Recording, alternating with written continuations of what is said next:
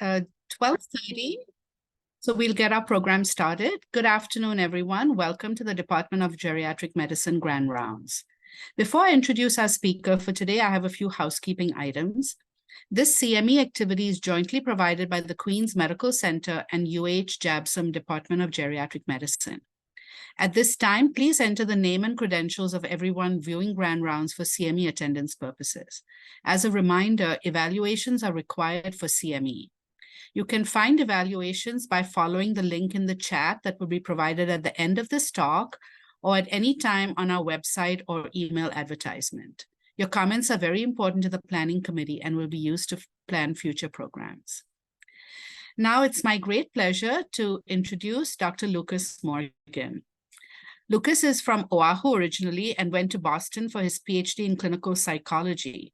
He then returned home for his internship and postdoctoral fellowship with E. Ola Lahui, a nonprofit clinic devoted to providing care to underserved and Native Hawaiian communities across the state. Since that time, he has developed a specialized focus on working with the elderly, their families, their caregivers, and he's a master trainer for the evidence-based Savvy Caregiver program for people caring for a loved one with dementia. He's now doing private practice in the community with a focus on geriatric psychology.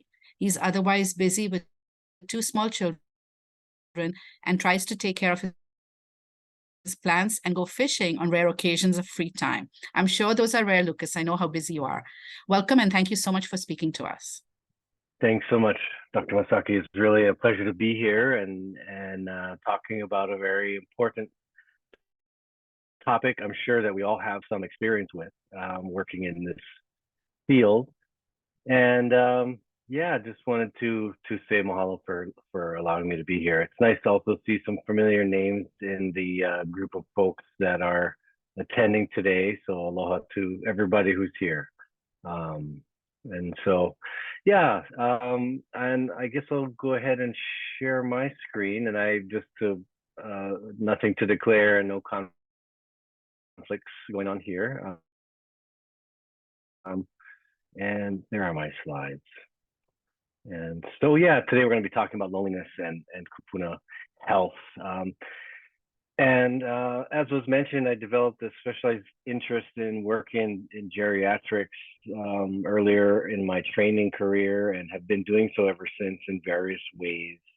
And one thing I love about working in this field is that no one field believes that they have all the answers, because as folks know, working in geriatrics is incredibly complex because there's changes that folks go through as they age. There are changes in their social network, and we're going to talk about that today, how that affects the epidemic of loneliness that is something that we've seen in older adults. Affects that.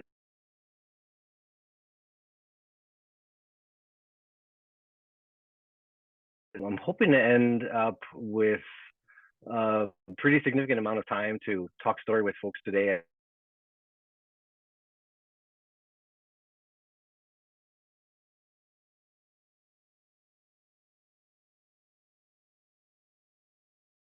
Very easy to has to do a lot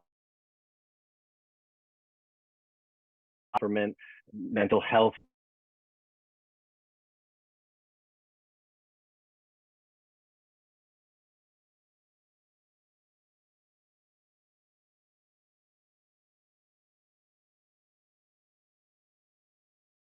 Making and maintaining relationships. And so very complicated, complex topic. And I would love to hear what you folks think and do about this. So what are we going to do? We're going to explore loneliness in older adults as a construct, talk about what risk factors there are for loneliness and what risk factors, what risk loneliness can increase in older adults. We're going to talk about why older adults might be more prone to loneliness and the challenges.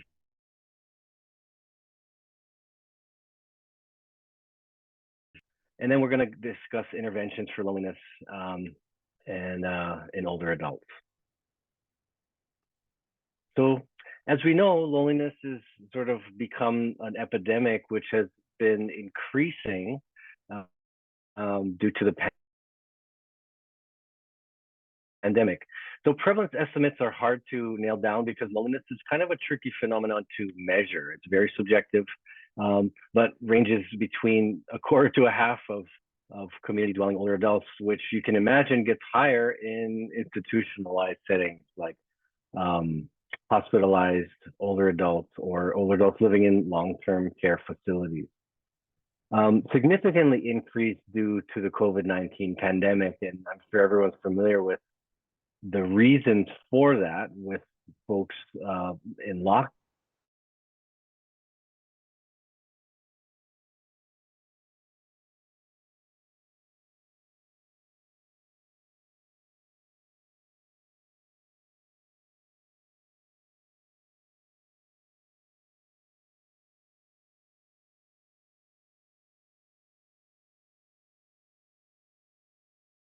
of going out into public places and contracting COVID-19 and other illnesses. So we've seen prevalence rates increase significantly in the past 3 years or so.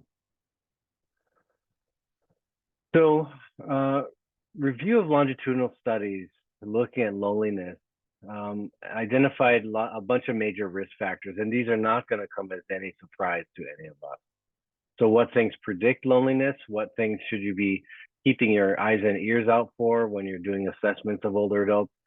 So not being married or partnered, so living alone, and having a history of partner loss, being divorced or widowed can increase loneliness. Of course, limited social network can increase loneliness. Also, low perceived health and the presence of functional limitations.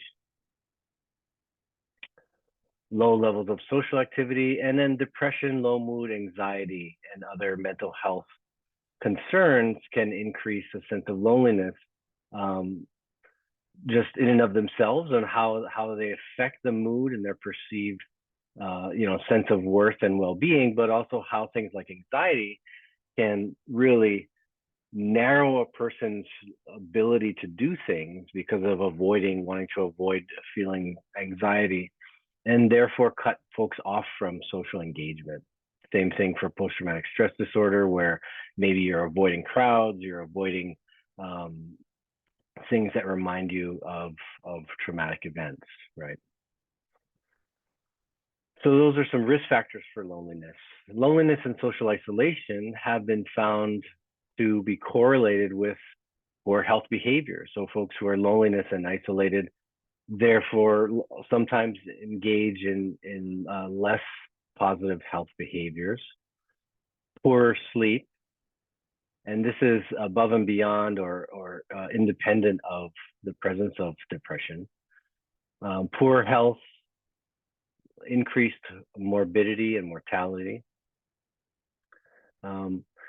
And one study compared its negative effects, or found its negative effects on health comparable with smoking cigarettes. So basically the take-home message is that loneliness itself is bad for one's health. In another article, a really cool Lancet article from 2020 found that loneliness in later life is one of the potentially modifiable risk factors for developing dementia, illnesses that cause dementia. So here's a infographic from that. And this is a little bit of a complex picture here, but you can see all the bubbles here are potentially modifiable risk factors for developing dementia, which account for 40% of the prevalence of dementia that we see, at least in this massive meta-analysis that they looked at here. Early life is less education. Midlife, things like hearing loss, traumatic brain injury, hypertension, alcohol use, and obesity. And here in later life, in the purple, we see things like smoking at 5%, depression 4%, and social isolation at 4%.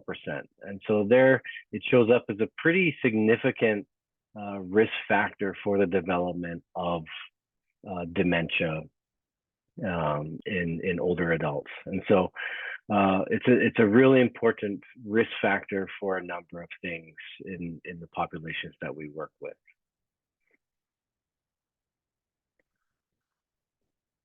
So it's interesting, or it's important to really keep in mind what we're talking about here and the constructs that are being measured in these research studies. Loneliness is related to social isolation and depression, but each of them are distinct constructs. I think folks sometimes measure something like social isolation because it's a little bit more easy to quantify from the outside.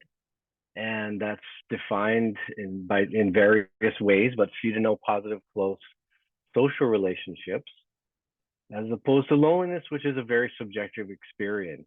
And folks who say might be socially isolated and or depressed might sometimes not endorse loneliness. Maybe they say they prefer being alone and don't want to be associating with other people. And so you can have one without the others in different situations. But it's, it's important because oftentimes we assess for the primary symptoms of depression in our screening procedures, but not everybody is assessing for loneliness. And so I hope that's something that folks will kind of increase, if not already doing so, as a result of this kind of a talk, is that appreciating the importance of loneliness as its own important variable to be assessing in clients and patients.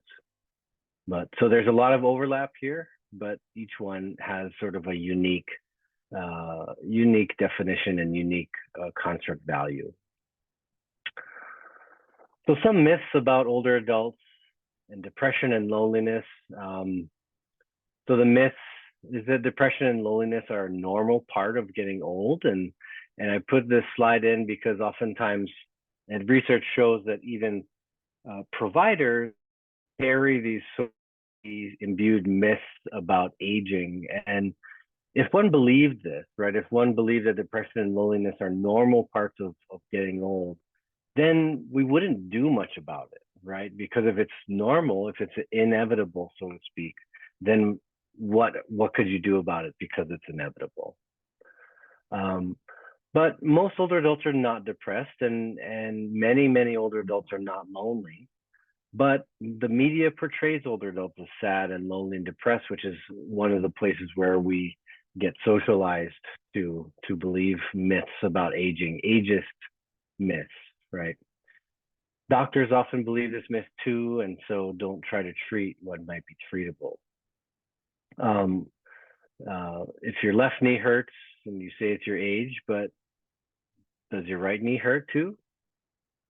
But it's just as old, right? So that's saying that if, oftentimes if we go to somebody and we say, oh, my knee hurts, and they just say, that's just your age. Well, what about your other knee?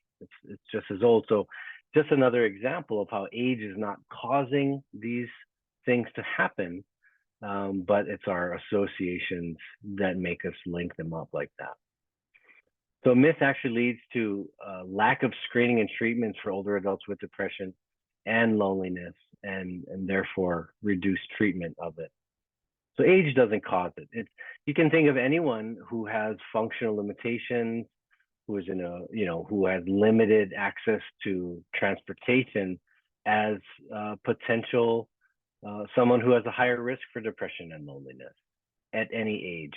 Institutionalized younger adults are prone to loneliness, just as institutionalized older adults would be. And older adults with depression are often treated only through medication and not evidence-based psychotherapy and other interventions, even though they benefit from it just as much as younger adults, and they often prefer things like counseling to taking more medicines because, as we know, on average, taking medications for chronic illnesses does go up on average as we age. So just another reminder that we want to, as providers, as supportive persons for older adults in our lives, we want to be conscious of looking at our own socialized biases about sort of ageist myths, I believe. Okay. So why is your patient lonely? What are some of the reasons why loneliness might be prevalent or present in your patient's lives? Well, the first one here, as we, gerontology shows us that overall, on average, compared to our younger years, there is a paring down of relationships that happens over time. So instead of having this broad range of relationships that we might have in our schooling years, when we're younger, over the decades, oftentimes the number of relationships declines, maybe as people move away, or one moves away from their place of origin, and later, especially through the passing away of relationships, but that the quality of the relationships can improve and can increase over that time.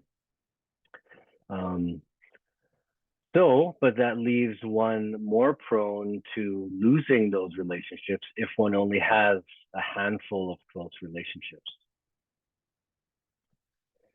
Ageism. Ageism is an important one that I mentioned earlier.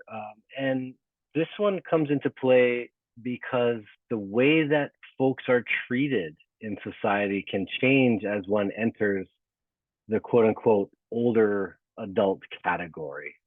When one physically is looking to other folks like an older adult, there can be ageist reactions that person starts to feel invisible, right?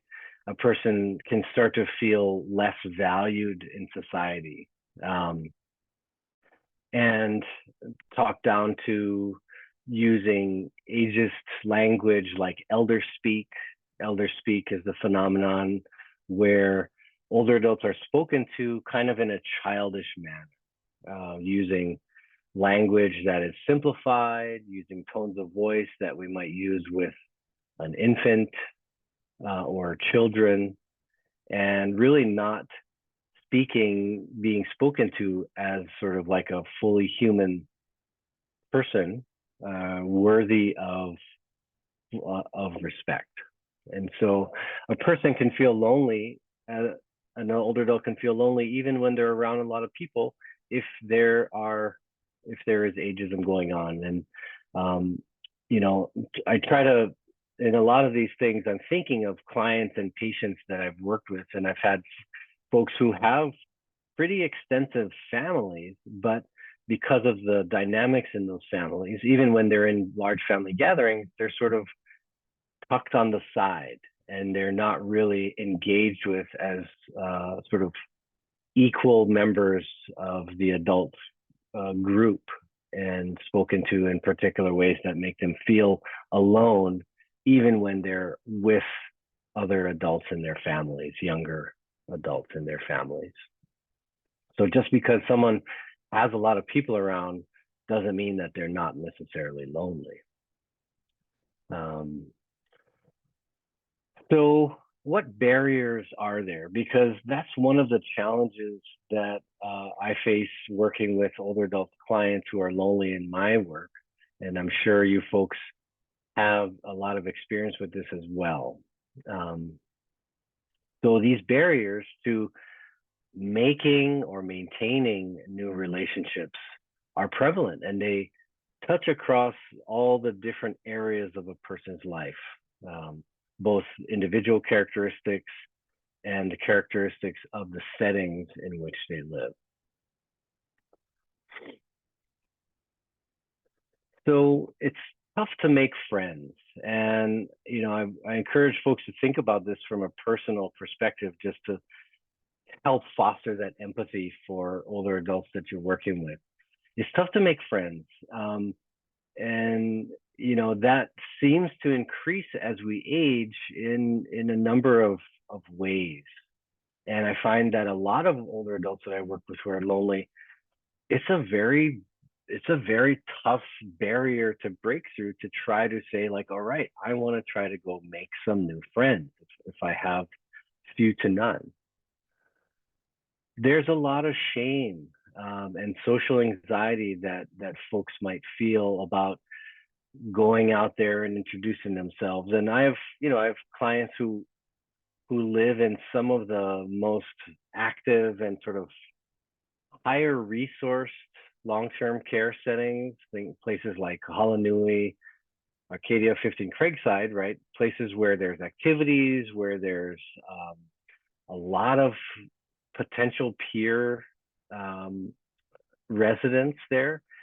But things like shame, like people won't find me interesting. I have one client who perceived herself as less intelligent than most people. And so she was very reluctant to try to meet new people at one of these places because she felt like people would think she was stupid, or she didn't have anything interesting to talk about. And so these are sort of internal barriers. Social anxiety is a lot more prevalent than we think of, and actually there can be ways that it shows up in older age where it hadn't showed up before. I have another client that I work with who's highly educated, used to lead classes, teach, do things in sort of a public speaking kind of setting, but she started getting trouble with her memory. And so she has a lot more social anxiety now because she doesn't want to go to group classes anymore because she's worried about sort of losing track of what the conversation is going, how the conversation is going. And if she tries to say something, being off the mark and people wondering what's wrong with her, making mistakes in conversation. So these types of kind of increased anxiety about appearing senile in social situations can really be a barrier to trying to get oneself out there. The perception that everybody else has their social groups, but who am I to try to go sort of break into someone else's social group? And some of these anxieties we can probably relate to at any age, and some of these things become more prevalent in older ages as the prevalence of certain challenges gets higher.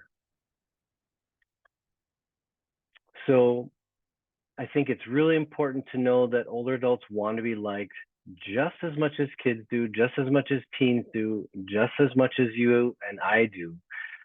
Older adults want to belong. Older adults want to be liked, want to be part of a group or part of at least meaningful relationships. And so often people joke about senior homes or long-term care settings having sort of drama, as in just like back when it was like high school or college, if in sort of a traditional college setting. And it's important to realize that that's just human. That's just human, being part of that social milieu where there's in-groups and out-groups and people wanting to belong. So just another real sort of empathy building idea that, yeah, if I had those same things around me, I would probably be under those same sort of social forces as well. So again, examples of the shame and social anxiety is that my memory is too bad. I can't meet new people because I'm going to be making mistakes. People think I'm stupid. I don't know what to talk about. And so some of the work that I do to sort of try to enhance social engagement is we go to sort of basic conversation skills, like what sorts of things do you talk about when you're first meeting someone? How do you remember to ask questions about themselves and try to learn one new thing about a new acquaintance the next time you talk to them? How do you make conversations, at least on a basic level, engaging or interesting? So sometimes that's some of the therapy work we do, is increasing social skills in the sort of make new friends area, which folks haven't had to maybe engage with in many, many decades. So some folks are just really rusty at doing the small talk kind of thing. Another really big barrier can be limited transportation. So can't drive. A lot of older folks for various reasons can't drive and can't go to, the play or the symphony because of that. Handy van can take an hour to 2 hours to get anywhere. Things like the taxi or Uber are often financially burdensome to folks. And so it's important to, when we're coming up with ideas, and this is something that I would love to talk to you folks about in just a little bit, which is just what ideas do you have about surmounting these barriers that may or may not be things that you deal with. So not assuming that things that are accessible to you or I are going to be accessible to other folks. Another one that's sort of increased in recent years is a lot of clients that I see are afraid of leaving either their real immediate environment, their home, or their long-term care facility if they're still able to leave for fear of contracting COVID and other illnesses. And that's a tough balance to walk as a provider, right? How much should I really encourage or try to motivate a person to get outside their comfort zone, health fear or health concern that's holding someone back? Because some part of that fear is reasonable, right? Contracting COVID may be potentially life-threatening. And so how do we walk the line between pushing someone outside of their comfort zone, but also staying protected to some degree against contracting COVID and other illnesses?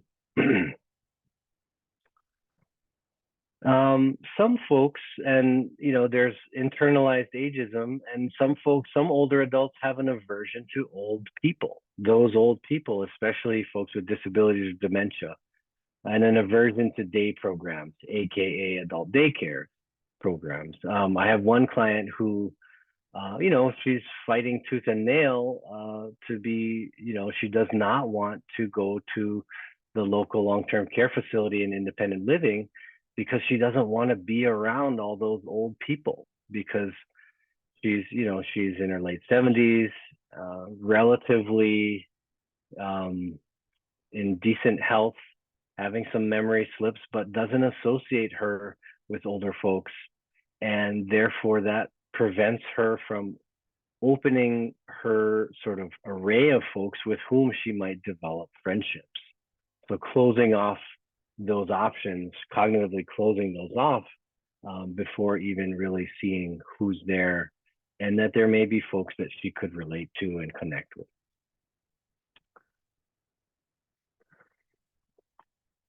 I have a number of folks, and one in particular who I'm thinking of, and she's married to a man, but they have had a very distant, bad relationship for maybe the past 30 years. And so even though she is with her husband in their home, she is effectively alone emotionally. And so she's very lonely, poor health and poor mobility, so not able to do very much, and doesn't want to spend very much time in the car with her husband who still drives. And so is very, very much stuck in this emotionally and relationally isolated situation, even though she's married.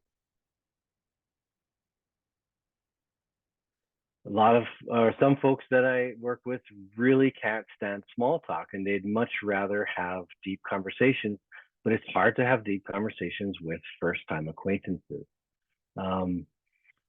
So on the flip side of that one client who felt like she was not intelligent enough to meet folks where she lived, this other person that I'm thinking of that I work with, she feels like nobody at her long-term care facility can have intelligent conversations with her, so she's reluctant to even try to make friends. So it can really run the gamut of different types of challenges and barriers to increasing the number and quality of relationships. Some folks have been through so many losses, losing friends, losing their partners, losing loved ones, and family members, that they don't want to invest in any more deep relationships because they, especially if they're meeting other older adults, they don't want to have anyone close die on them anymore. And so that can be another really understandable barrier to wanting to reach out and make deeper relationships, not wanting to lose anyone anymore. So preferring, in some ways, to stay alone. But then we have these other downsides of loneliness. And this is another one that I find a lot, that especially during COVID, but even since things have sort of been opening up a little bit more, senior groups are really hard to find. Senior groups where there's an engaged group of older adults doing things that are interesting, those can be few and far between. One person that I just spoke with today, she actually reconnected with the Makakilo senior group that just reopened. She shared with me. But for most of COVID, these groups had shut down, so that made it really hard. But even with senior groups as we have them, and if they are open, they're few and far between. And of course, access issues if you have transportation or issues. I wanted to talk about internalized ageism a little bit. Ageism is something I think a lot about and talked about in the past in different ECHO situations. So internalized ageism, what is that? So that's self-stereotyping. That's transferring the negative stereotypes that we've grown up with about older adults. And as we enter that category, starting to put those negative stereotypes on ourselves. So the belief that senility, depression, helplessness, loneliness are inevitable because I'm old can lead to a self-fulfilling prophecy. Old equals ugly, useless, shameful, burdensome. There can be reduced self-esteem, increased apathy. If it's inevitable, why try? If I believe depression and loneliness are normal, then I'm going to think it's untreatable or unchangeable, or it just comes with the territory of being old. This is something I'd like you to encourage you to listen out for in the language of the older adult folks that you might work with, because doing so can help you catch that sort of cognitive barrier to potentially increasing one's social engagement. Because if I believe that I'm old, if I believe that I'm useless or I'm shameful or I'm a burden, I'm going to be a lot less likely to take social risks and to think that I'm even worthwhile to put myself out there. And again, healthcare providers can have old ageist beliefs without knowing it. What do you expect? You're old is something I'm sure no one here has ever said to a patient, but it's something that has been said to family members of mine and patients of mine from other providers. And my grandma specifically, she had Parkinson's disease and was depressed, and her geriatrician at the time, this was 20 something years ago when she was living, her geriatrician told her, what do you expect, you're old, about her depression specifically. And so that's always stuck with me as like really a unfortunate situation, and where a lot of older adults might be sort of getting subpar care due to the ageism that is present in our institutions. So, but also listen out for internalized ageism, because that's where one place where we can talk about like, wow, sounds like a really strong belief that you have. And exploring that can help loosen or make that more flexible, so that, you know what, maybe that's not true. And maybe there are things that I am still worthwhile for. Maybe I'm not a burden on people, and maybe I can think about expanding my comfort zone in the social area specifically. What do you expect? You're old, right? Huh? Yeah. No. One book that I would really encourage, and if I'm repeating myself from other times I've talked about this, that's okay, because I really would recommend this book, This Chair Rocks, A Manifesto Against Ageism by Ashton Applewhite, as the book to read if you're going to read one thing on ageism for yourself. You know, if you are thinking about your own aging, no matter what age you are, this would be a really great book to read. And if you're a provider and someone who has older adults in their lives in any way. So I would 100%, 110% recommend that book. And I have no financial connections to it, I promise, other than I bought a bunch. Interventions to reduce loneliness. So what are we going to do about this?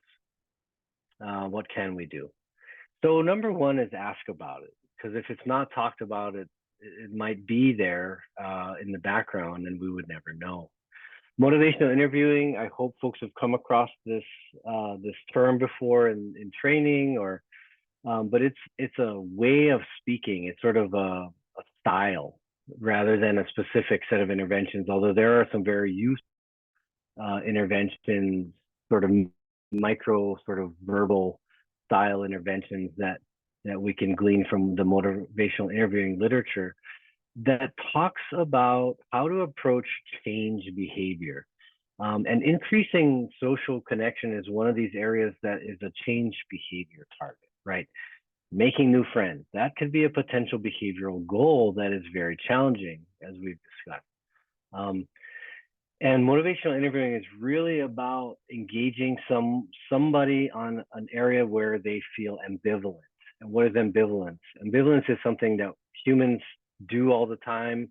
It's the feeling more than one way about a change goal. And so if we're stuck about changing in a certain way, we probably have some ambivalence. Like, yeah, sure, I don't want to be lonely, but I also am nervous about putting myself out there. So I can feel like it's important, but maybe I don't feel ready to do it. That's an example of ambivalence. Yeah, I should exercise more, and in some ways I would want to exercise more, but I'm really tired all the time, or I don't want to feel sore, or my knee hurts, or I'd rather be watching the latest Netflix, right?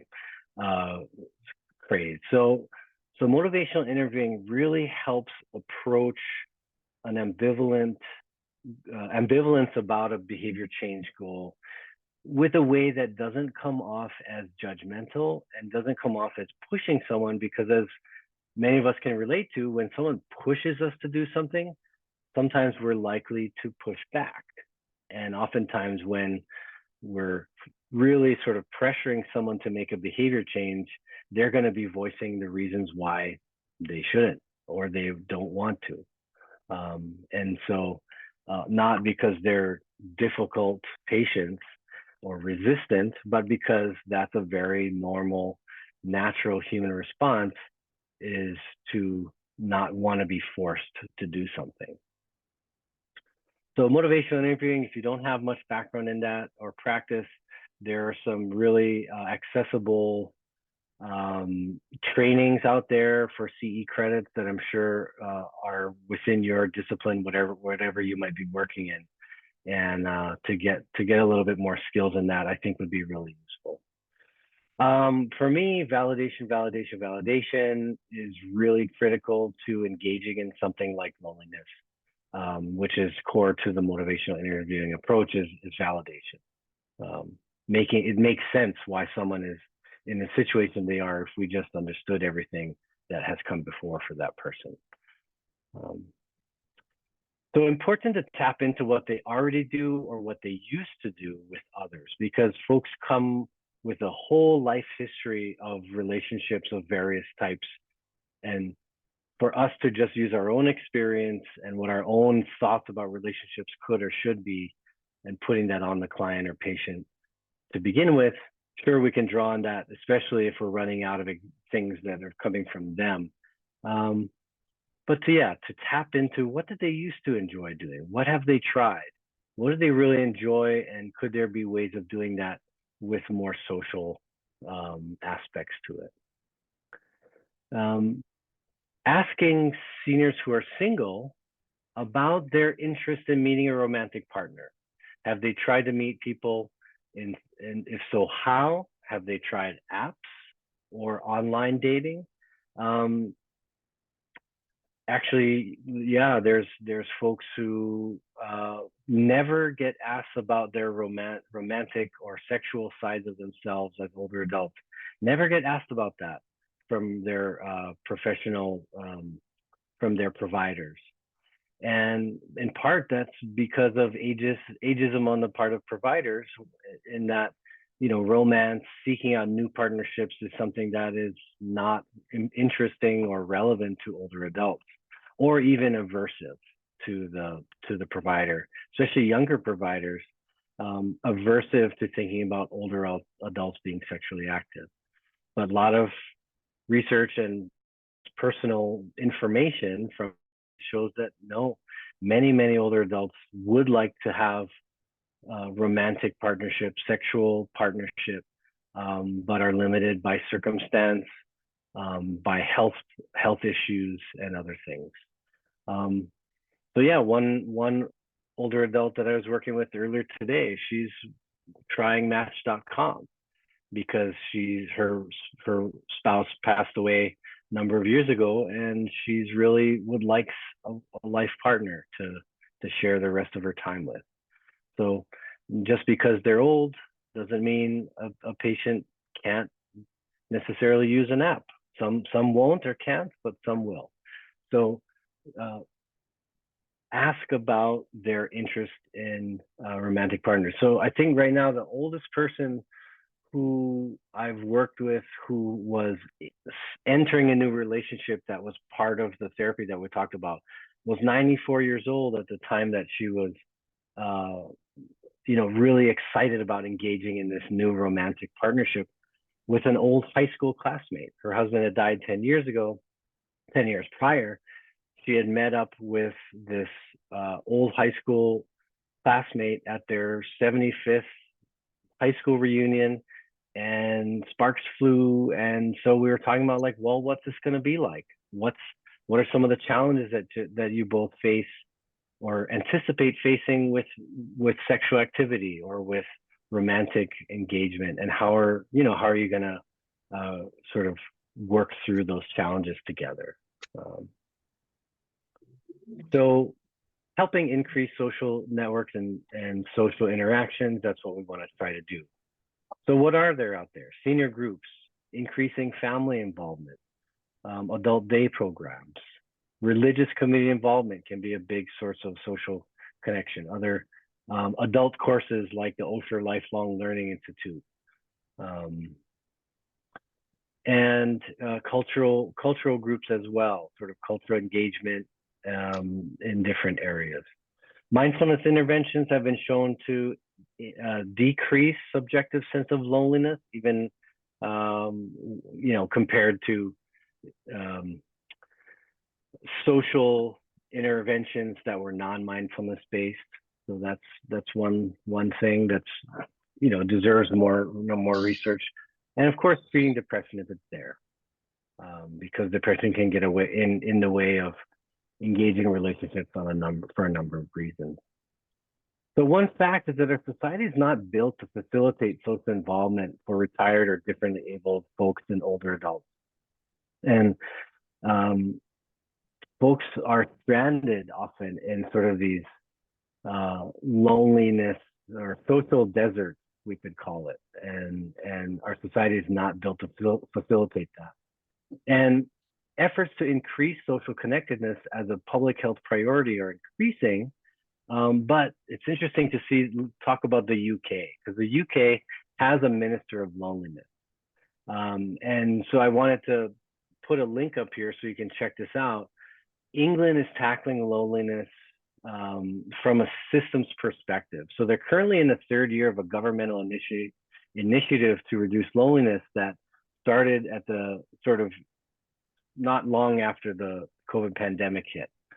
They have an appointed Minister of Loneliness who is overseeing this work. So what this is there's research and funding for community social engagement and developing quote unquote social prescribing. And in part, this is to recruit and train social support prescribing link workers between institutions and community resources. So it's a way of looking at loneliness and tackling loneliness from a broader systems perspective. So I'll send the slides out to the organizers after this, and they can send this out and folks can check it out if they're interested. I just think it's a really cool example. So wanted to thank everyone, and this is just a real short sort of dipping our toes into the waters of loneliness, and just hope you come away with appreciation for loneliness as its own unique, important health construct when thinking about older adults, and took away something from today. So I wanted to open it up for questions and really comments about what your experiences with this are and how you navigate sort of helping older adults that you work with combat loneliness in their particular situation. So thanks so much. Lucas, thank you so much for a very informative and interesting presentation on a topic that's important to all of us now, particularly now. I think it's been important for many years, but it's become particularly highlighted through the pandemic. So if anybody has any questions, please put them in the chat. Or you can unmute yourself and ask the question. Lucas, I just wanted to comment in our own research program here in the Honolulu Heart Program, we found loneliness was a strong predictor of many negative outcomes, including total mortality, dementia, even more important than depression. Loneliness was even more important than that one. So yes, it's a very important problem that we all need to deal with. Any questions for Lucas? Hello.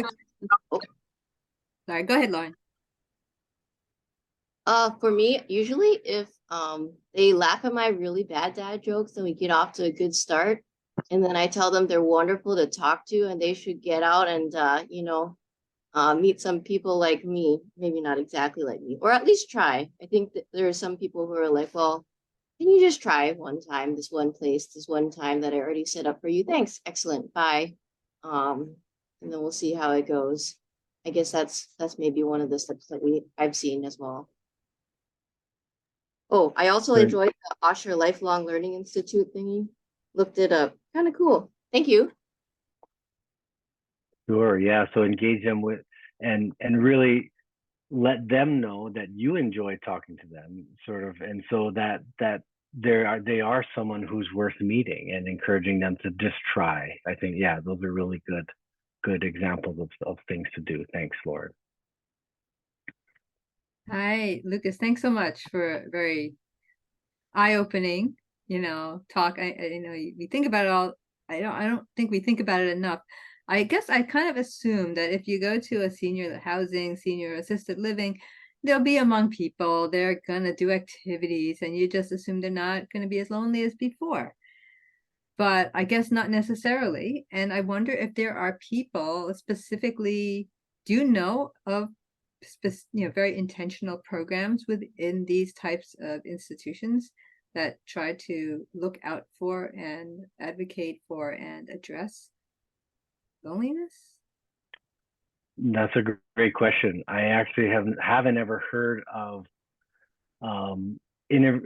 programs or individuals within that are within long-term care facilities. Like, so you think about an independent living facility, and oftentimes it's folks are left to be independent. There isn't a lot of folks who are going and being like, okay, this person is lonely, let's really encourage them to get out. And that might happen on sort of an informal basis when you have sort of like a social, people who are in charge of doing the social stuff that encourage folks to get out. But if someone's not leaving their room very much, they're probably not getting a lot of attention and encouragement to get out there. But I could I could really see something like this social prescribing that they're doing in the UK being a useful thing, which is to really highlight to folks, actually, no, it's so important for your health and mental health to be doing this. Let's prescribe it as we would physical therapy, social therapy. That could be something that we try to do. But no, I haven't heard of specific programs. Does anyone else?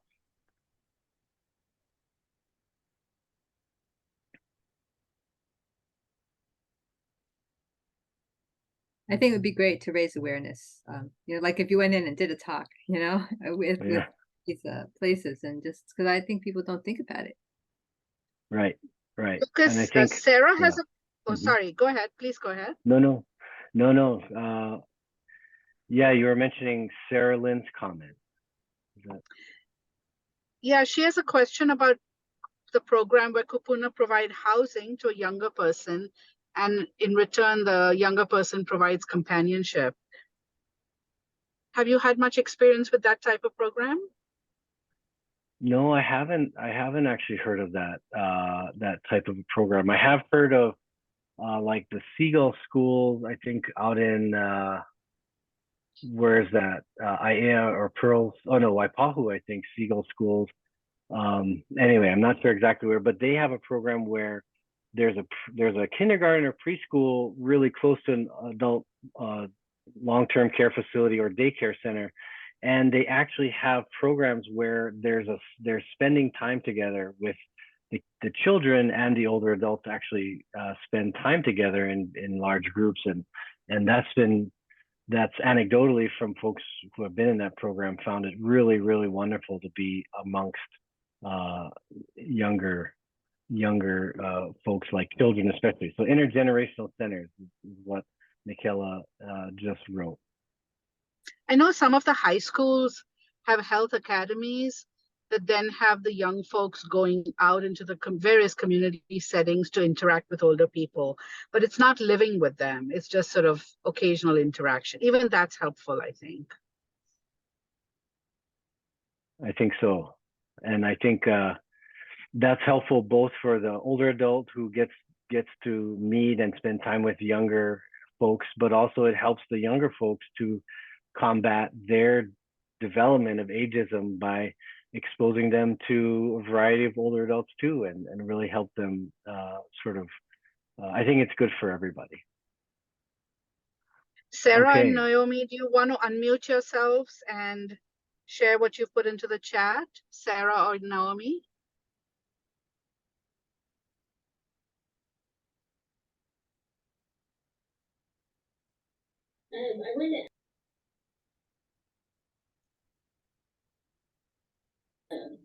I see Naomi unmuted, but first of all, she'd shared about the St. Francis Intergenerational Center in Eva, and that's actually one that I sent my kids to. And it has been absolutely wonderful. They have the adult day center, the daycare, like preschool center that provides a lot of education. They do like field trips together with the elders and spend time together. It's a really lovely model. What's it called?